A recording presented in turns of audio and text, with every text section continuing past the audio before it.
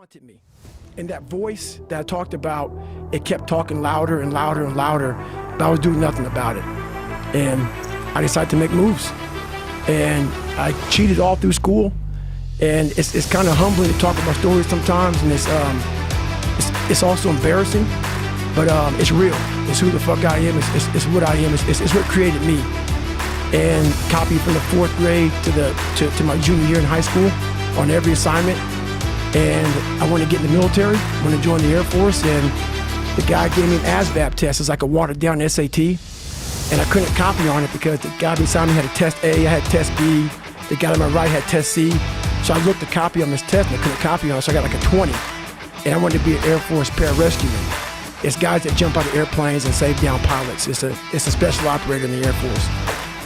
And my score was so horribly low that I had to retake it again. And he said, hey, I got like an 18 the second time, even worse. I need to get a 50 out of a 99. And so my mom and I, for a while, we lived in the government subsidized apartments, $7 a month, and also food stamps. And we slowly moved up to a $230 a month place. But at the time, we were pretty poor. But my mom afforded enough money for me to go to see a tutor one hour a week.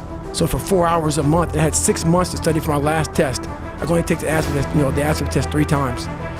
And I studied my ass off and passed it. And I got in the Air Force and realized there was more things in front of me.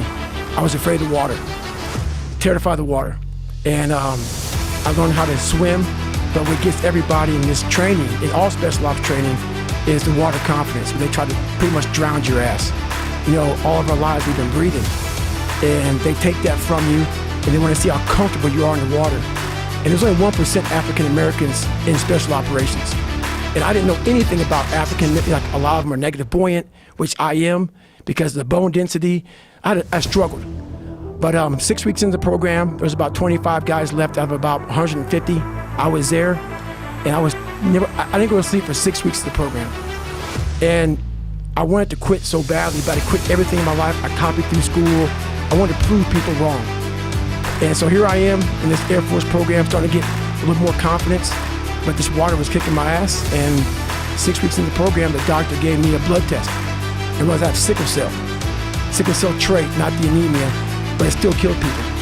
But so they pulled me out of training for a week, and when you go from being very uncomfortable in that water situation, and then now you're comfortable, and I'm sitting back watching the guys drown. I'm not part of the activities anymore for this week. I didn't want to get back in that damn water again. So the fear overcame me, and all my insecurities from my dad, from this small town, from everything started coming back. And even though no one knew how fucked up I was, how to create this other person who was tough, I lived with this shit all the time. So me not wanting to go back to that water, the doctor called me back up. I thought I was gonna get like a medical kick out of the military. So no quitting for me. They'll kick me out so I can have some pride. The doctor said, no, man, we can put you back into training. And I was like, fuck. But after a week, I'm like, you know what? I missed 1 week. There's only 3 weeks left. There's a good chance, I could tough this shit out.